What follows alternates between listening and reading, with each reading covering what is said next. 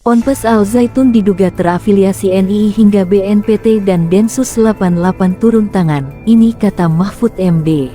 Kalau itu nanti biar BNPT terus mendalami dan kami akan terus memonitor Pak Triko itu TNI itu, karena itu sejarahnya memang tidak bisa disembunyikan.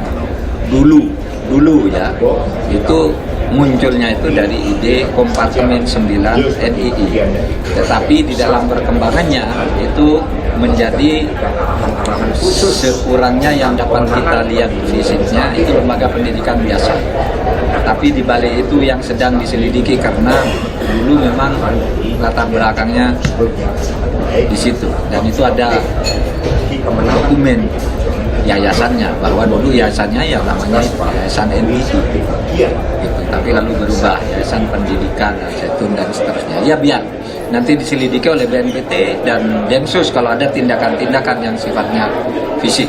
Tapi yang sekarang sedang ditindak ini adalah tindak pidana umum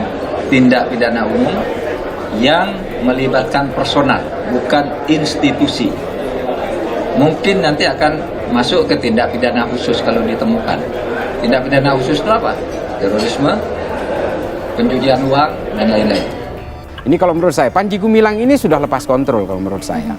Dia sudah lepas kontrol dari keyakinan-keyakinan itu, dan mungkin saja ini bagian dari marhalah, bagian dari tahap-tahap perjuangan dia untuk memecah belah masyarakat. Bisa saja. Oke. Karena apapun di mata orang-orang yang punya keyakinan takfir ini, itu biasanya dengan atas nama agama semua kejahatan akan terlihat terhormat. Artinya pelanggaran agama pun merasa itu diperintah oleh Tuhan. Artinya dia mengeluarkan pernyataan Al-Quran bukan kalamullah dan sebagainya. Ini mungkin bagian dari upaya gerakan-gerakan mereka untuk memecah belah masyarakat, yang setelah terpecah belah masyarakat, semua tujuan-tujuan politik NII akan mudah untuk diwujudkan. Ya, tentu saja bahwa keterkaitan antara Al Zaitun dengan NII itu tidak bisa dinafikan. Itu suatu fakta yang saya kira terang benderang ya, dan banyak sekali bukti-bukti terkait hal tersebut. Jadi Al Zaitun sejak awal berdirinya itu terkait dengan NII ya. Sampai dengan hari ini tidak pernah ada pernyataan bahwa mereka itu sudah keluar dari NII.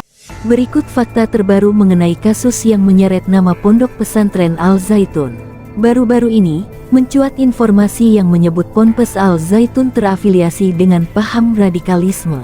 Ponpes Al Zaitun diduga memiliki keterkaitan dengan kelompok Negara Islam Indonesia (NII). Mengenai hal tersebut, Menko Polhukam Mahfud MD buka suara. Mahfud MD mengatakan bahwa Ponpes Al Zaitun bakal diawasi oleh Badan Nasional Penanggulangan Terorisme (BNPT) dan Densus 88 Anti Teror Polri. Ya biarkan nanti diselidiki BNPT dan Densus kalau ada tindakan-tindakan misalnya fisik. Tapi sekarang yang sedang ditindak ini adalah tindak pidana umum yang melibatkan personal bukan institusi, kata Mahfud MD saat ditemui di Hotel JS Luansa, Jakarta.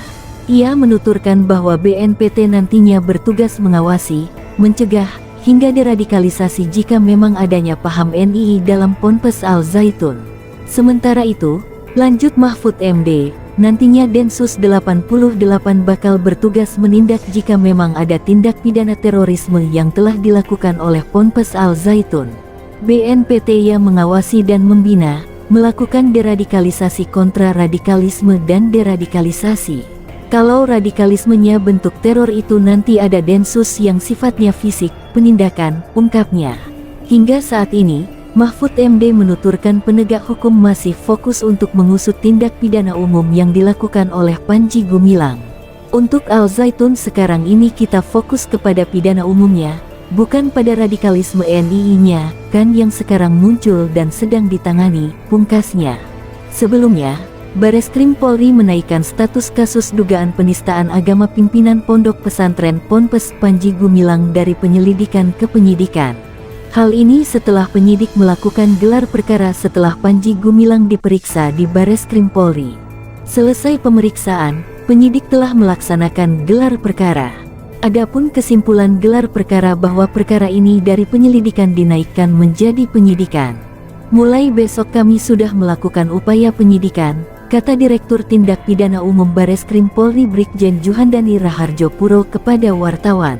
Setelah itu, kata Juhandani, pihaknya akan melengkapi bukti-bukti yang ada untuk memenuhi unsur pidana dalam kasus tersebut. Kami sudah memeriksa 4 orang saksi dan 5 orang ahli dan terlapor ini susah cukup bahwa ini ada perbuatan pidana. Selanjutnya kami akan melengkapi alat bukti lebih lanjut, ucapnya. Adapun selama pemeriksaan Panji telah dicecar penyidik dengan 26 pertanyaan. Pokok pertanyaan terkait sejarah Al Zaitun, yayasan tersebut, termasuk organisasi. Yang bersangkutan menjawab semua dan mengakui bahwa yang ada di video memang benar yang dilakukan yang bersangkutan. Kemudian mengoreksi hasil pemeriksaan, jelasnya. Sementara itu, meski proses hukum berlanjut, Mahfud mengungkapkan bahwa pemerintah belum memutuskan untuk mencabut atau membekukan izin Ponpes Al Zaitun. Belum ada keputusan sampai ke situ, kita belum sejauh itu untuk memutuskan. Mendiskusikan sih sudah pernah, tapi kita tidak memutuskan hal yang seperti itu, kata Mahfud. Ia mengatakan, usul untuk membekukan Al Zaitun, sebagaimana disampaikan Gubernur Jawa Barat Ridwan Kamil, masih ditampung oleh pemerintah pusat.